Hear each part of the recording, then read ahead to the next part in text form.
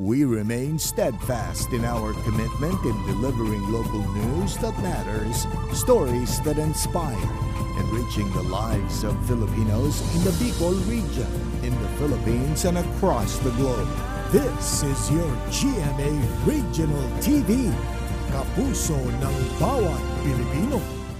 Cake Pantry sa Pili, Camarines Sur, ikinaugma kay mga residente. Uyan report ni Rain Palino. Mayo nang mas isisirampaan mahamis na pagtabang.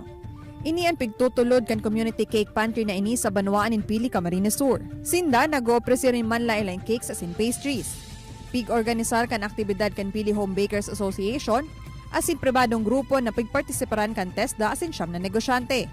Simpleng bagay, makatabang po kami sa mga tao na makaigwaman po ng sweetness po sa tatuya. Na kahit po ano po mangyari po sa tuya, magkakaigwa po kita ng sweetness sa tatuya and ma-share taman po sa agabos. Ang baker na si Irene, na-inspire subuot sa mga nagluluwas na community pantry kung kaya maugmaman siyang maging parte kan mahamis na proyektong ini.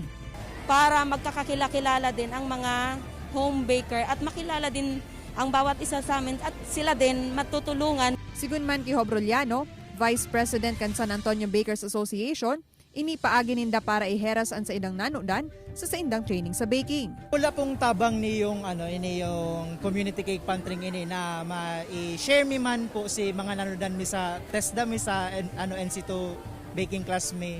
Ang aktibidad pig-aprobitsaran asin ikinaugmaman kan mga residente. Maugma po ta. Ngunyan lang nakaraning libre.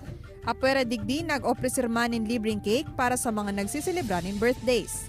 Kay Banan si Joel Gandia, Rain Palino, Balitang Bicolandia.